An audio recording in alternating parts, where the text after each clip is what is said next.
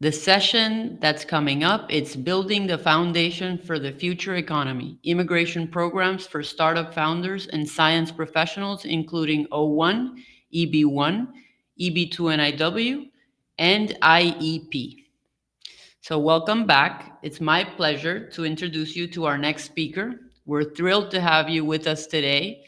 Um, the expert that we have today is a true expert in the field of immigration law, especially as it relates to the future economy, startups, and scientific innovation. Sophie Alcorn is the founder of Alcorn Immigration Law, based in Silicon Valley, where she has dedicated her career to helping tech startups, entrepreneurs, and talented individuals navigate the complexities of U.S. immigration. As a certified specialist in immigration and nationality law, she has been a trusted advisor for countless innovators seeking to bring their ideas and expertise to the U.S.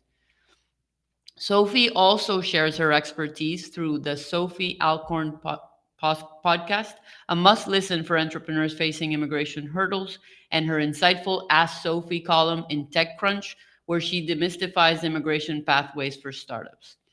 Today, Sophie and I will be discussing the critical immigration programs that fuel innovation. That includes H-1B, O-1, EB-1, EB-2 NIW, and the International Entrepreneur Parole program.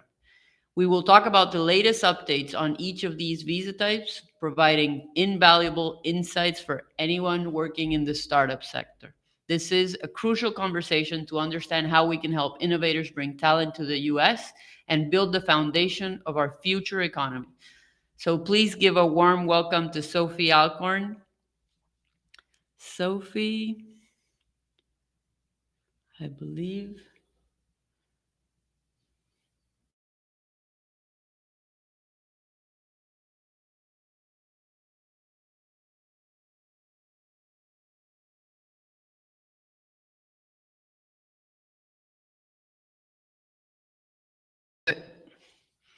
Okay, we have Sophie now. It's great to have you with us, Sophie. Let's see. She must be jumping on stage pretty soon.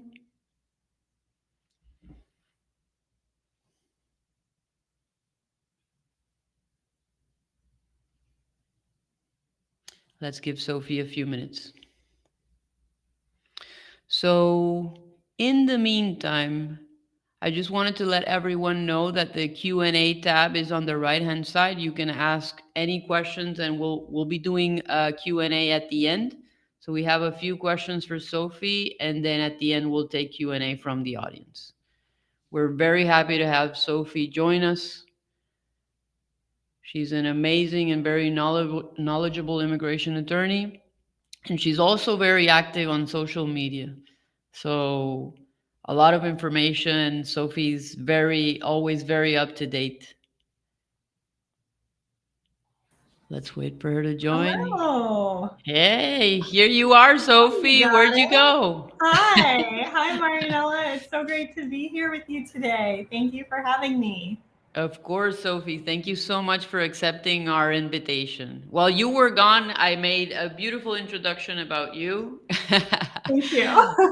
So yes, it's great to have you here with us today, Sophie. Let's get started. Let's jump in with the questions. Okay. I'm Wonderful. excited. Yes, me too. Let's do it. Why is immigration policy so crucial to fostering innovation and economic growth in the U.S.? Let's talk about that. Oh gosh. Okay. The big picture view. Yeah. So all aspects of our economy depend on immigration. It is crucial. And our immigration policy for hundreds of years has recognized the contributions that immigrants play to job growth and job creation, contributing to the workforce. For most of American history, we welcomed unlimited numbers of immigrants to our shores, and it's primarily how this country was built. It was a major factor. And our current immigration laws, around since the 1960s, also echo that this policy is super important. And We've gone through several major political shifts in the last few years, and it's definitely a time of upheaval and change. But one of the things that we're seeing from both sides of the aisle in Washington is that America needs to be the global leader in emerging and critical technologies, including and especially artificial intelligence, but that has applications to other technology areas like machine learning and robotics, for applications such as drug discovery, national security. It's absolutely critical, both from a economic perspective and a we want freedom in the world perspective, and America chooses to take this particular political stance right now regarding that. And so, so many of our clients, and I'm sure the clients of the attorneys in this audience, are immigrants who have amazing ideas of disruptive technologies that they've already invented or created, and they want to create business in the US. They want to take that risk. They want to be entrepreneurs. And they're so excited. They've already, the siren, that's the how do you say, the sound effects of what's happening in the immigration industry. That's what a hot button issue this is.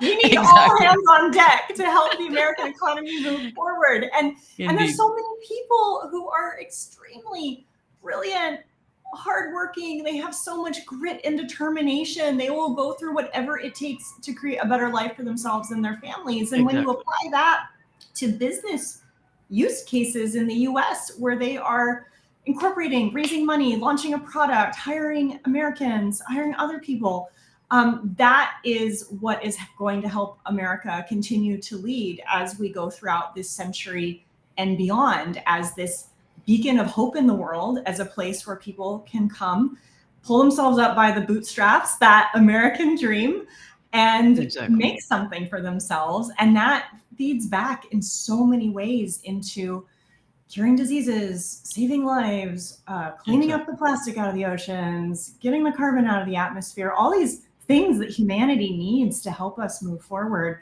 We can trace back to the role of entrepreneurial immigrants in this country. So we must continue to welcome them.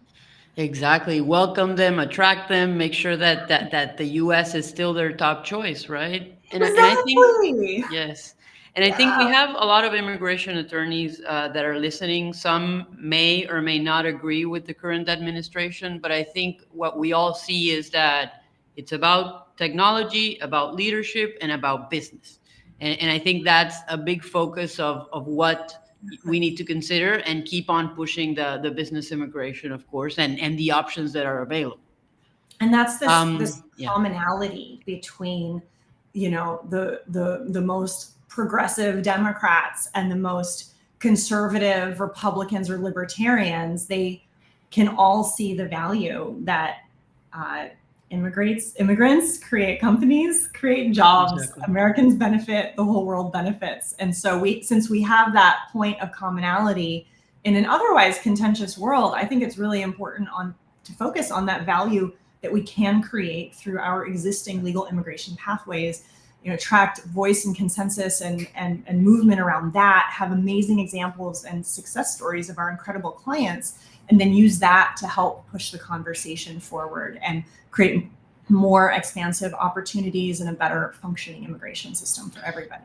Exactly. Completely agree, Sophie. So let's talk about the visa programs that are linked to everything that we're mentioning. So how have these visa programs evolved to accommodate entrepreneurs? So O1, ZB1, ZB2 NIW, IEP, how does all this topic fit into those visas? Yes. So I believe the O1 program went through some changes in the late 90s. The EB-1 started related to Operation Paperclip post World War II.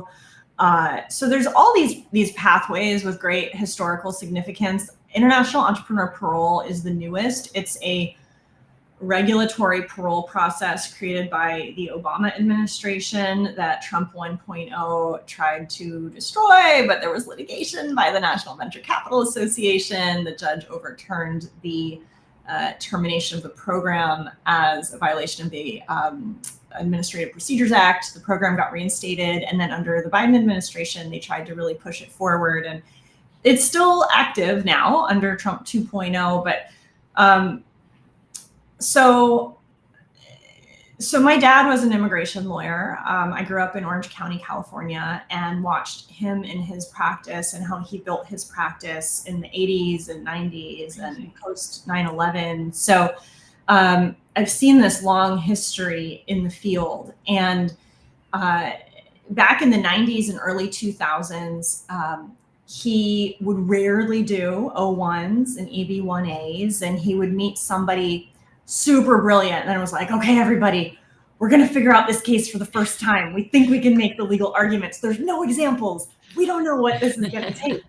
And now, on the other hand, now there's all these like software companies like pumping out some of these case types, you know, maybe with lawyers, maybe without, and people will have their own opinions on that. But the expansion of these categories to entrepreneurs across many fields, including technology, over the last 10 years since I started my immigration law firm in Silicon Valley is tremendous. And even 10 years ago when I was starting to figure out how to do this and I didn't have any examples, and I was like, well, I got a client, I'm going to test it. We're going to see what works. We're going to try it. It wasn't always clear, but sometimes we could create those novel legal arguments. And now, you know, and I wrote a column in TechCrunch for 4 years trying to get the word out to entrepreneurs about how these immigration pathways do exist and are possible, because I was just sick of meeting all these brilliant people who were like, well, there's no hope for me. There's no place for me in this country. There's no pathway. I'm like, there is. Let me show you. Yes, let's just try it. So now everybody's doing it, and the pendulum swung to the other side last year with the NIW adjudications with big tech focusing on NIWs post-perm layoff situations. So now it's like so popular that, you know, how possible is it is the question. How do we distinguish our clients and still get them approvals? So, and I love that I'm very grateful and appreciative that even in the new developments of this administration, with all the different personalities and all the different media communications and X and podcasts and all these different places where different voices are chiming into this conversation, there's been a consistent response. I think, you know, whatever you think about him, Elon Musk tweets about how he's going to help these brilliant startup founders be able to secure these O1, EB-1, EB-2 immigration pathways. And so we're all waiting with bated breath to see how that's going to play out. But we're seeing some of it already, right? I mean, not that it relates to Elon necessarily, but with the O1 updates and also like, I mean, the EB-2 NIW, as you were mentioned. So there are glimpses of that, like, hey, we're seeing you, we see you. The Biden administration did a lot at the end to really promote immigrant entrepreneurship through existing legal pathways. And so far, all of that has remained intact. So we'll you know, hope that our prayers are with that as well, Sophie. You're not alone. Exactly. What are some of the biggest misconceptions startup founders usually have and scientists about U.S. immigration options? Oh, well, I kind of alluded to this, but they just think like, well, I'm not famous. I don't have a Nobel Prize. I don't want to go talk to people. I just want to invent in my garage.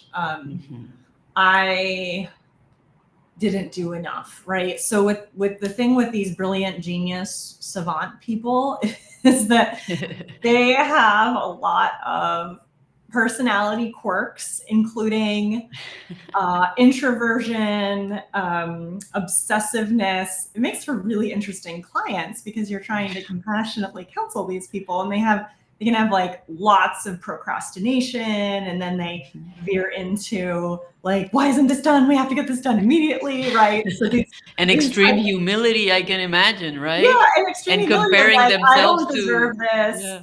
Look, like what I invented has all these caveats. I don't even know if it's going to actually achieve this with 90% accuracy. And we're like, yes, and that's okay in business.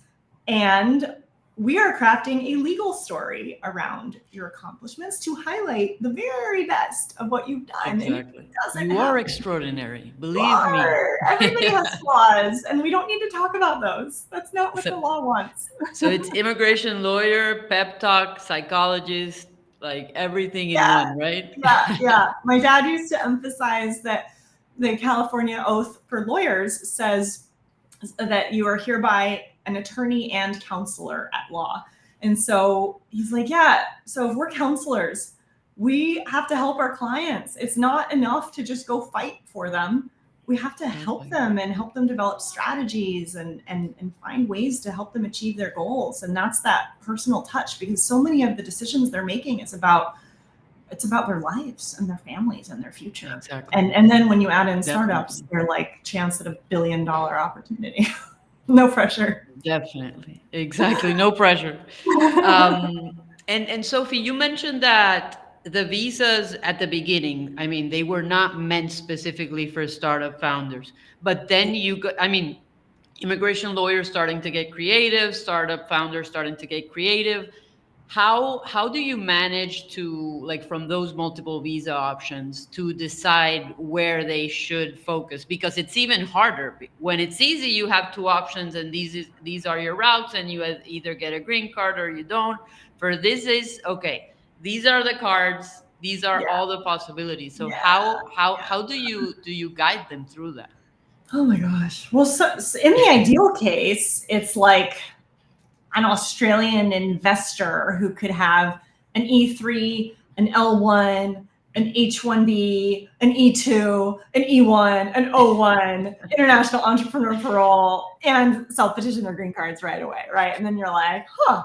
So I ask a series of questions about their goals, because the whole point is we are in service to our clients to help them achieve their goals. That's my view of lawyering. So I want to know where they want to end up and where they are now, and we calculate, we figure out how we're going to close that gap. And so it's a very different situation if a client is 21 years old, dropped out of college, needs to live on $60K a year eating ramen to build their technology, and isn't going to leave the US, versus a married executive in their 40s with young children whose spouse has a career, who really needs to work. And then if these, companies have entities abroad with either contractors or employees, that can qualify them for different options. So, I mean, we can talk more about O1s, but those have become very, very popular with founders. But often, if somebody has a legit real company abroad and they're doing their US market expansion, even if they're O1 qualified, the L is usually better because their spouse can work.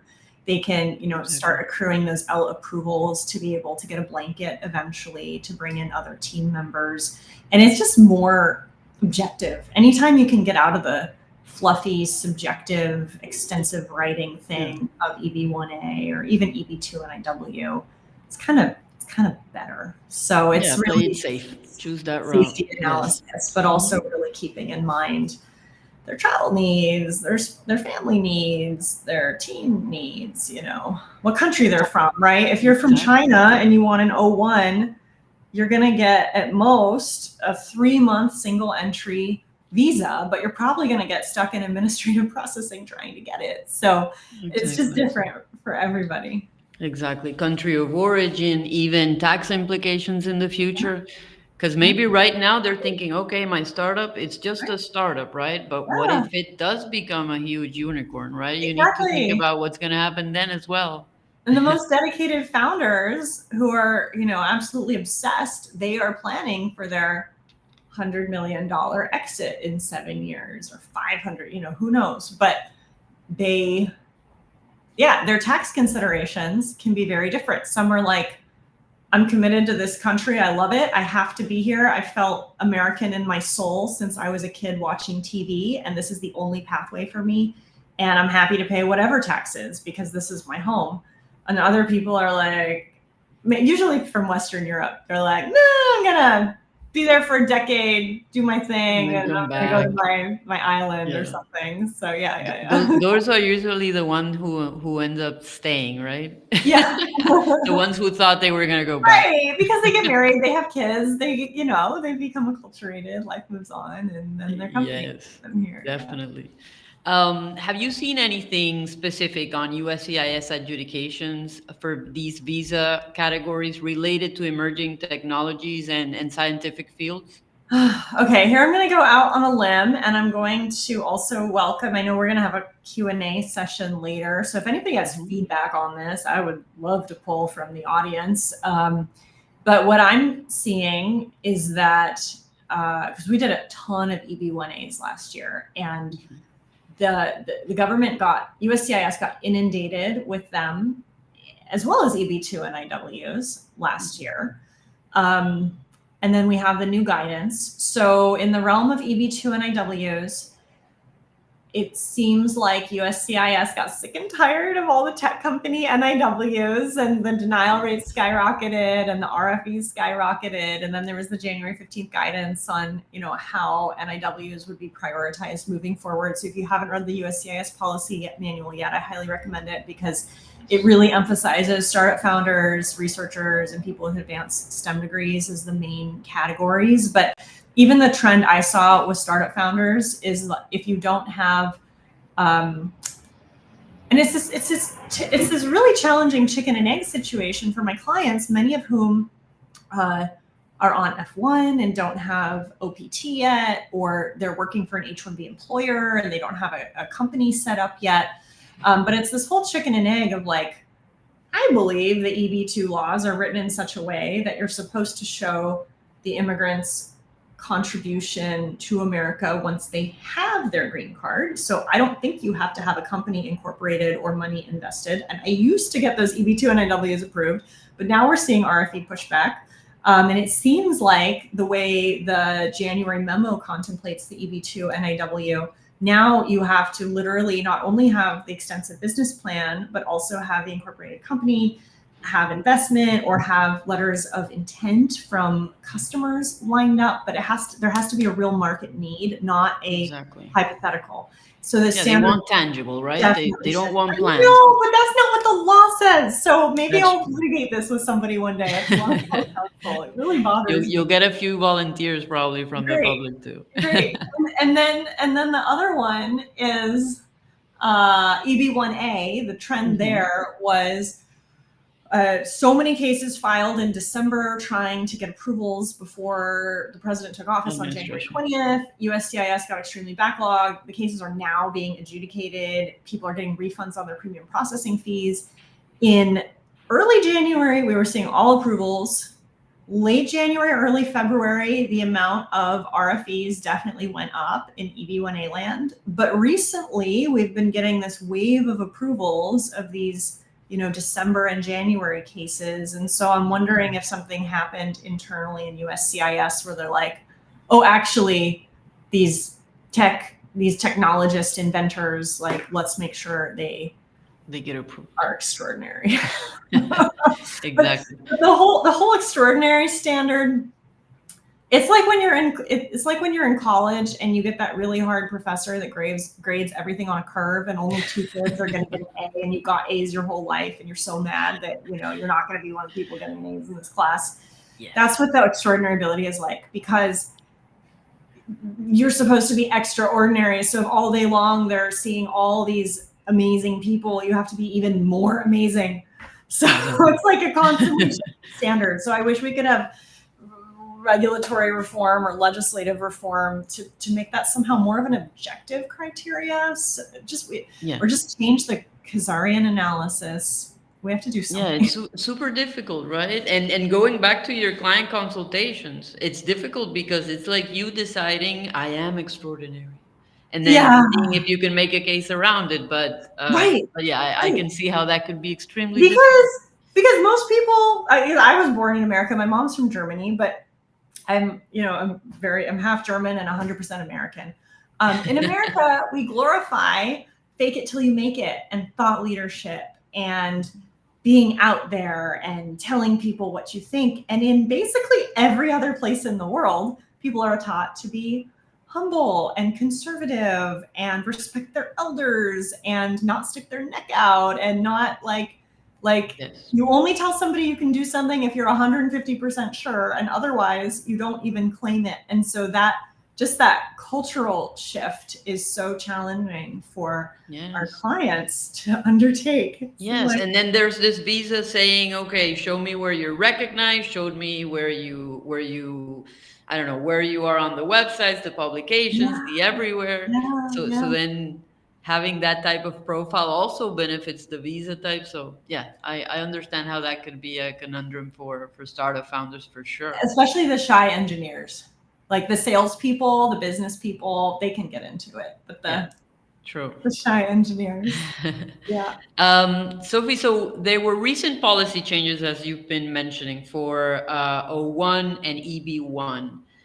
Can you tell us a little bit more about what changed with those policies, with specifically for tech entrepreneurs and scientists? Yeah, we're just seeing the level of scrutiny on the RFEs go up, and also very inconsistently applied standards. And it seems like I've never worked for USCIS, but from my external vantage point, it feels like they don't have like a single process. It seems like the officers have their own saved templates, and then they borrow from each other. And some people do a really detailed legal analysis. Some people give a cursory review. Some people copy and paste from other people's RFEs using the wrong name. So they don't have like a cleanly automated templating process software that they're using. So it's we had a session about that yesterday, actually. Okay. Former USCIS officer. Oh, I'm going to have to listen to that recording. That'll be so fascinating. Yes. They were talking about that they're trained in the same way, but they have very different backgrounds and then also personalities, right? So then it becomes really different. But they talked about a CRM, and then they have certain snippets that go into the RFEs. So that, yeah, exactly. So exactly what you're saying, I think the audience was, oh, that's why. Exactly. Yeah, so it's like chaos. And then, I think every firm should track their officer badge identification numbers that are usually in most of the RFEs or NOIDs or denials, but sometimes they hide them and you don't know. But I think it's just a good practice to know who is issuing them and what they said, because sometimes you can see trends. And we had some of the NOIDs are insane. They're like, hey, you got 6 criteria, but we don't think final merits, notice of intent to deny. We're like, what? And it's like, well, how do we overcome that, right? Or even you got 2 out of 3, and we're like, oh, we know they had legal flaws in their arguments, and they overlooked important data that we included. We could surely get the 3rd and then overcome final merits. And it's like, ah. So it's the whole process, the lack of effectiveness of the motion to reopen or motion to reconsider process, the slowness of the AAO leads to this really challenging low oversight situation where your officer is kind of the luck of the draw, and you have to think very carefully about, do you fight the RFE or do you withdraw and refile now or later? Exactly. And Sophie, going back to the policy update, especially on O1s, they were mentioning tech entrepreneurs. I mean, it's nothing new for you probably. There are a lot of you were doing it anyway, right? I know. Yeah, I was like, oh, cool. They liked what I was doing. They caught up. Exactly. There were a lot of really good things in that O1 policy update in January. Some of the main things that I think are worth highlighting are that if anybody's doing anything with any sort of government agency, whether it's state or federal, and it's so hard to get a letter from an agency, but even if you got a one pager on letterhead saying, you know, my name is Bob Smith. I run Air Force Research Labs. Yes, I confirm that this founder was in my program. Even if it's 3 sentences, that will carry tremendous weight in going towards original contributions, leading in critical role. Those are tremendous. That's explicit now in the policy manual guidance. Let's see, they tried to open up who qualifies as critical or essential roles, saying you no longer have to be senior faculty or senior researcher. You can be on a team to show your accomplishments, not just as an individual. If there's any government funding, you definitely want to emphasize that. They're open to early career awards. Clarity that the O1 petitioner can actually be their company. So I haven't tried this yet, but theoretically, the beneficiary could sign the I-129 as the CEO of the company that's offering the job. That's amazing. Yeah. That's the biggest game changer, right? Yeah, right. And especially, and that we can do that now for H-1Bs as well for different reasons. I heard. But that is so fundamental because for the first part of my career, like I know somebody whose company is the startup probably worth close to $1 billion right now, but because they had to give up equity to the co-founder for what they believed at the time would qualify them for an H-1B, they only had a minority share. They had no voting power. Exactly. And they ultimately got kicked out of the company and they have no legal recourse. So they like lost access to all of that. So this is really, really huge because what we do when I'm like, look, I'm not a corporate lawyer, but what I think your company needs from an immigration perspective is to qualify for USCIS. But those decisions have consequences that our clients really need to think about, because just because you should do something to check off some USCIS boxes doesn't mean that it's the right business decision for their company. And they may really need corporate legal advice to help ensure that that's a wise path, because there's a lot of magic that corporate lawyers can do to set up companies in compliant ways. So exactly. And considering the future, as we were saying, right? Because right now they probably are dreaming about a potential outcome for their startup, but also they need to consider those roads up ahead, right? What's going to happen if, right? So it's a rocky road for those startup founders, but it's also very rewarding. So, yes. So that's good. Sophie, so you've mentioned the O1, the EB-1, the EB-2 NIW, all as options. The International Entrepreneur Parole. This is like the one that nobody talks about and the one that nobody wants to apply for. I want to do it. What's happening? What's happening with the IEP? Okay, so I think I'm one of the lawyers who's filed more of these, a plurality of these, compared to other folks, because I've been a really strong proponent of this rule. I think that fundamentally, the United States needs a real legitimate startup visa passed, into a statute where Congress votes. And there might actually be a possibility for that in this administration, maybe, fingers crossed. So that would be way better than IER.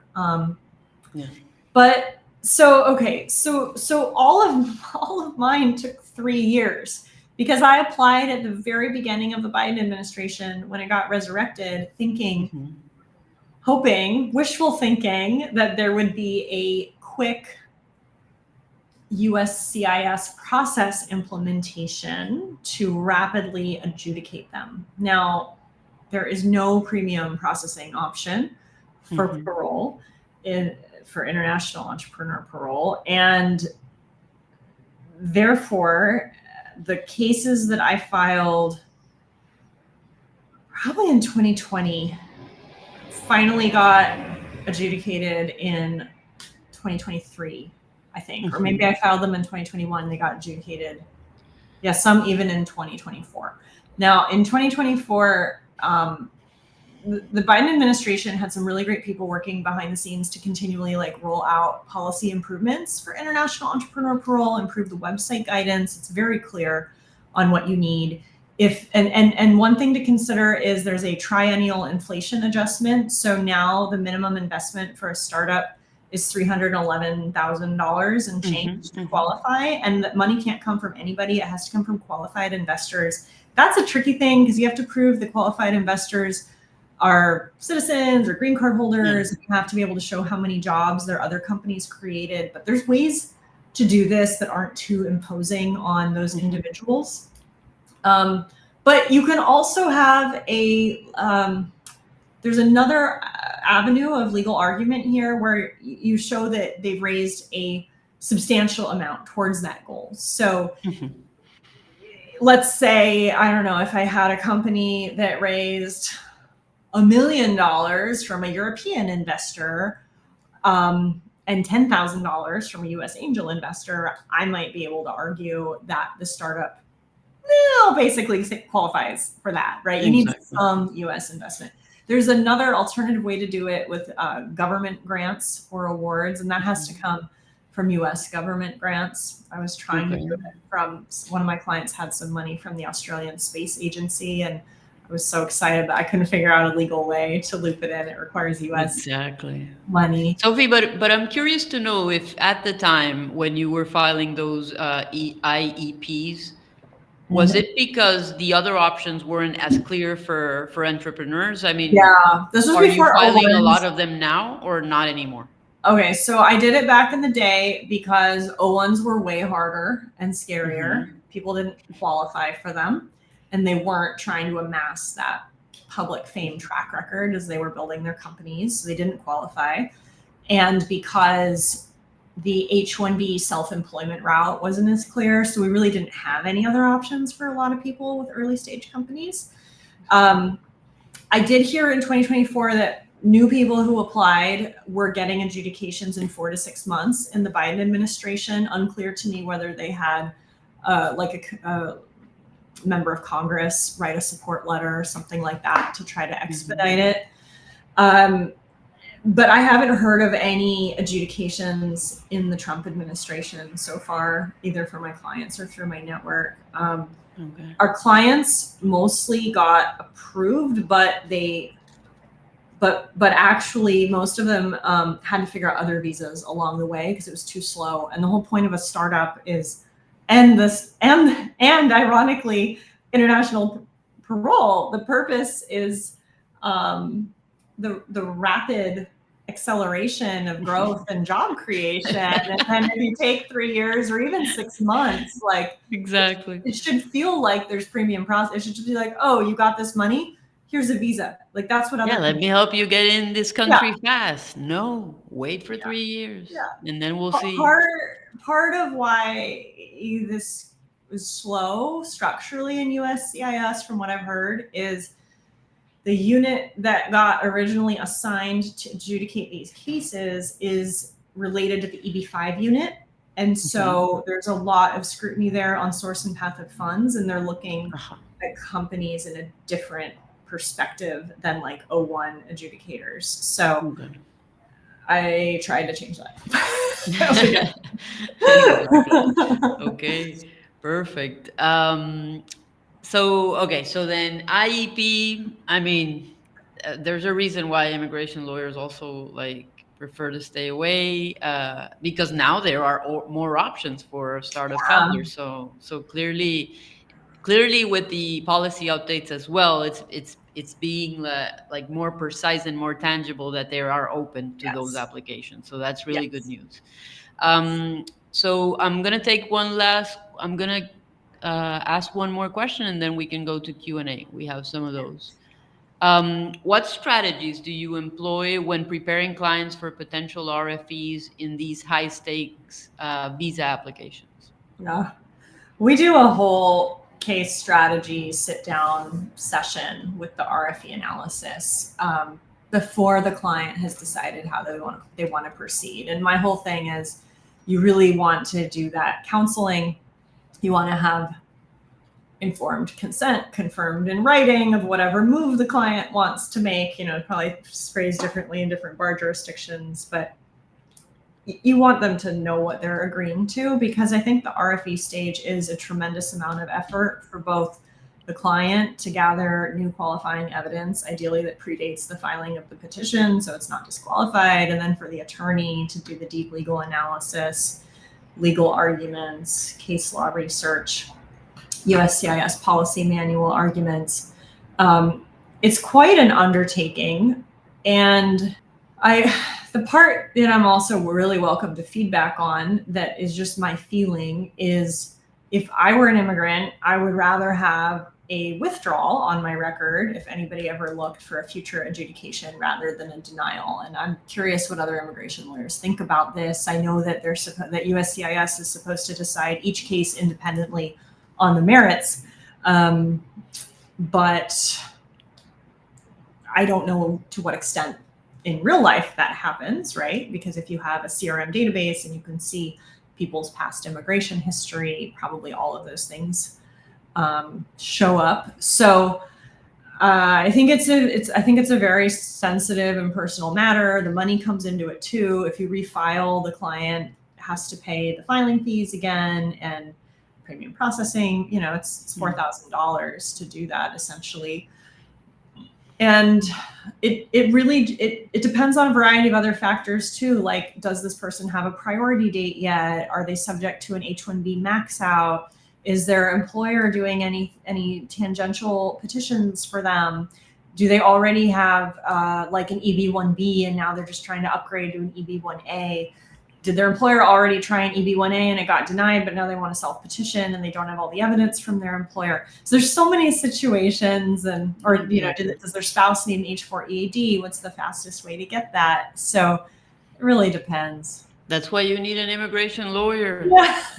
There's no cookie cutter answer to that. Yay. That's why we'll all have jobs, even with AI. Good news. Yeah. Coming from Sophie Alcorn, who handles startups every day. Okay, so now let's go to the Q&A. Let's also give people some time to add some questions on the tab as well, and then I'll get some of the ones that are already here. Right. There's one question. Are there many IEP applicants? I feel like it's not popular. Can you share your experience with such applications? Thank you. Yeah, I think that was a little bit before, but we can the recap. Latest stats from the Biden administration that I saw were like, I don't know, 40 to 70 people ever applied in history. And it's approval rates? I don't know. I don't even know. Because they don't publish the processing time or the approval rate. And it's so disappointing what happened to this program, and it's why we need a legit statutory startup visa option. Because in the in the proposed rule for International Entrepreneur Parole that the Biden administration published, in the preamble, they have to go through that whole economic analysis about the impact and the number of people and how long it'll take to fill out the form and all of that. And if you dig into those metrics, they were thinking that like 2,000 people a year would apply for IEP, and that hasn't played out. So at all. But who knows? We need a startup visa. We really do. We really do. We do business plans for startup visas, and we do a lot of startup visa business plans for Canada. There's the UK founder innovator visa, and I mean, it's the US. Other countries have sensible startup visa immigration attraction programs. Yes. And here we're like, oh, well, just, some investors should just, put in $5 million for a gold card. But I don't know how it works for most We need to tweet somebody so that they can start thinking about the startup visa for sure. Exactly. Let's go to another. America as a country, we are succeeding despite ourselves, not because of ourselves. It's like this culture, the foundational principles of our country, like all of these things still create this magical environment that attracts people. Yes. But God, it's an uphill battle. Wouldn't we just actually want to welcome these brilliant people? Exactly. No, totally agree. Let's see how we can help. For O entrepreneurs where they own 100% of the petitioning company, how often USCIS questions if the work is speculative? I have never gotten that RFE yet. And typically the companies that I help are pre-revenue, and they might have a little bit of investment. And what that means is different. Like 3 years ago, people would be like, oh yeah, we went into that meeting on Sand Hill Road and we walked out with a check for $5 million just based on our PowerPoint. And now it's like, oh my God, we hustled. We got a $200,000 check. We're so excited, right? So the standards are really different. We did have an RFE once for an H-1B for the founder after receiving a $10 million investment from a major top venture capital firm. And we got an RFE from USCIS saying, like, is this a fraudulent company? What the heck is up with this? It's just a bank account with $10 million. This is for the first employee. What on earth are you going to be doing? And we're like, no, it's fine. Look at the brand. Look at the reputation. Look at the pitch deck. Look at the term sheet. This is how it works in startups. It's a lot of, I think you should educate the officers proactively in your legal arguments about, like, this is normal for startups. This is exceptional for startups. Exactly. This is normal. This can happen. It's not a fraud. It's not fraud. I imagine how challenging those files can be. It's kind of funny, right? If you're like, what is this strange company with all this money? With just an idea, but that's how it works. Definitely. We have a question from Zoe Chang. Since the new rule released end of last year, did you know any H-1B applications that the beneficiary holds 100% or majority ownership of the employer and get the H-1B approved? Yeah, we've had several approvals. I've been doing this before the new rule because it's actually not even a regulatory improvement. It's based on the IT serve litigation, where they redefined employer-employee relationship based on corporate law principles, not common law principles. And then USCIS updated its H-1B website in 2023. So we've been doing this for years. They've consistently gotten approved. Okay, great news. Do you have O1 cases approved with the applicant as the only founder of a separate company entity? Can you share your experience? Separate company entity. I'm happy to share my experience. I can't tell if this means that the person has two companies or if they have one company, but we've done both. I mean, one of my... Only founder of a separate company entity. I think this is what I was describing earlier with the way the new USCIS policy manual has been written. It is rare to have a bootstrap solo founder. There's nothing that I can tell that would prevent the CEO of the company who is the immigrant beneficiary from signing the I-129. I just haven't had a client who has needed to try that yet on an O1 since January. They've either had co-founders or a board member or support staff with the right person, with the ability to sign. So if you do it, let me know how it goes. Exactly. But I mean, it would be reasonable that they have at least a very small team, right? Yeah. Okay. Under an O1 visa, does an employer-employee relationship need to be established if the beneficiary is the owner of the petitioning company? Gregory. I don't think so, but I would look at two places. I would look at the USCIS policy manual website, recent updates from January, and I would also reread the Foreign Affairs manual because that has some specific language on State Department adjudication standards for this. But look, the other option is to get an agent. O1s can be petitioned for by agents all the time. So I think there's like a variety of ways to play around with this based on your client's situation. We have another question. Can tech people use agent for O1 applications, or do they have to go through US employer? I know artists use agents more. Yeah. So I've been using agents for tech people for several years now. Interesting. Not just Hollywood who qualifies. One of my clients was like, why can all these actors sit on the beach and be self-employed and have multiple projects, and I can't? Like, I don't want to have a 9 to 5. And then I reread the regulations carefully. I've been able to achieve it. So yeah. Oh, that's a very interesting approach. I would have never guessed that would be the case. It's fun. But you like to read a lot, Sophie, so you probably go Yeah. back to the policy every day. Can we do this? Let's try it. Why not?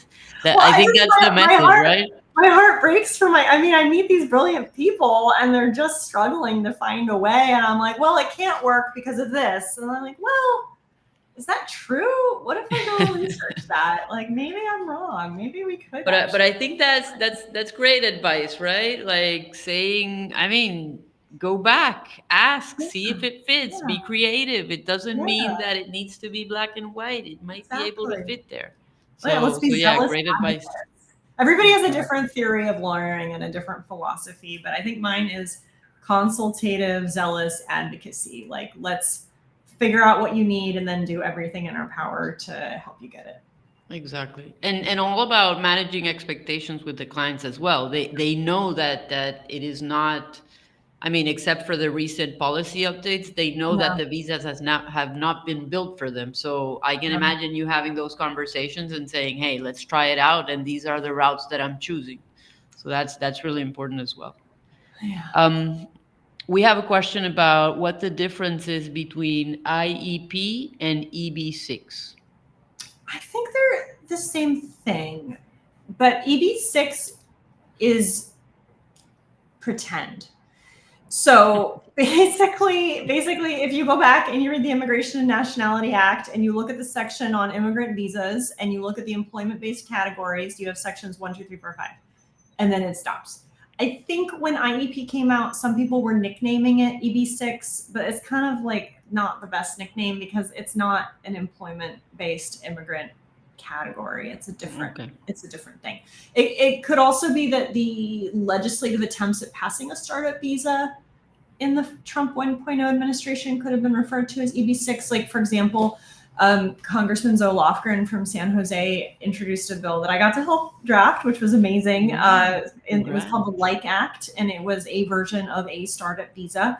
And it was so cool to help with that. It got so close. It passed the House of Representatives in the America Competes Act, but it was left out of the Senate Chips and Science Act. And so it never proceeded. But I think lots of lawmakers might be starting to think about this. So a way for you to advocate for your clients would literally be right now to reach out. Like, if you're interested in startup visa advocacy, I would love to be in touch with you because I want to create this, national network of attorneys interfacing with their local lawmakers to help support startup technology hubs and ecosystems in different parts of the US, including like rural parts or parts with low populations, right? In the heartland, there's a huge opportunity. I don't think startups should be relegated to the coasts or like a handful of major cities. They benefit everybody so much. And I would love any support to help advocate for that. Amazing. Sign up, please. Yeah. Okay. And if I can throw in one more thing sort of related to that. Yes. Marianella, my firm is hiring. We have an office in Palo Alto, an office in Houston. Some of our team works remotely, and I'm always interested in meeting really high caliber, caring attorneys who would like to work with more startups and expand their practice. So I'm open to starting conversations with anybody for whom all of my excitement about startups, if that resonates with you, I would love to at least, know who you are and keep in touch in case there might be. I was actually going to ask you about that, Sophie, like how you interacted with other immigration lawyers that might have these types of clients, and maybe they haven't had enough experience with them to maybe help them navigate the challenges that come with it. So I think it's extremely beneficial that they can reach out to you. We can ask the team to also, they shared your information on the chat, so that's great. Oh, thank you. Oh yeah, I wrote a book. It's an audio book. I have a podcast. It's available too on Spotify and Apple Podcasts, and I write a lot of blogs on LinkedIn, and have a lot of YouTube videos, just trying to get the word out. And I wrote all this for a client audience, but immigration attorneys have told me it's helpful. So please, all the Yes. resources are available. Buy the book, subscribe, follow Sophie, write you. her an email. Let's create And a let's get movement. the startup visa advocates lining up so that we can get it approved, right? Yeah, exactly. Wonderful. Okay, Sophie, if you want to maybe share some closing remarks and advice Oh, to those immigration lawyers out there who want to help people in tech and scientists thrive and come into the U.S. with their American dream, thank you, we're all ears. Mariana. I appreciate it. I think we should all acknowledge it's a really hard time right now to be an immigration lawyer. It's not easy. You do this job because you love it and you believe in the nobility of the cause, not because it's easy, not because, of the extremely high paychecks and you can leave at 4 p.m. Like, that's not what it's like. You have to do this because you love it. And for those people who are attracted to this type of work, it's really like a calling or a mission. And even if you try to get away from it, it keeps finding you. I tried to quit being a lawyer for 4 years. I was a stay-at-home mom, but I could just hear it like, come back, people need you, come back. And I'm like, oh, it's hard. It's hard. And then for lawyers too, right? The complexities of doing what, like, ideally we would all just have trust funds and be independently wealthy and we could just do all this work pro bono for everybody, because like that's the type of, it's like a service that we do, right, for humanity. But the fact is we have to, pay for our rent and our groceries and our kids' schools and whatever they need. And so we have to balance the business aspects. And so especially in these types of administrations that we might find ourselves encountering, there are tremendous demands because our clients are extremely anxious. It feels like the standards are chaotic and shifting. The media portrays fear to be able to, sell more ads and get engagement. And so we need to remind ourselves of our purpose, our mission, why we do this. We need to take time to sleep and meditate and make sound decisions and support each other. And so I think that together we can achieve anything. I think the world needs our services. What we do is incredibly noble. And, we all want a more fair, compassionate, useful immigration system that can help meet these large goals for this country and help usher humanity forward into an age of abundance, prosperity, and peace. So let's help each other. Let's help each other do that. Let's keep the morale up. We make a difference in people's lives every day. Let's remember that. And thank you so much, Sophie. Yeah, that's a beautiful you. closing remark. Thank you so much for being here, for accepting our invitation. We truly, truly appreciate it.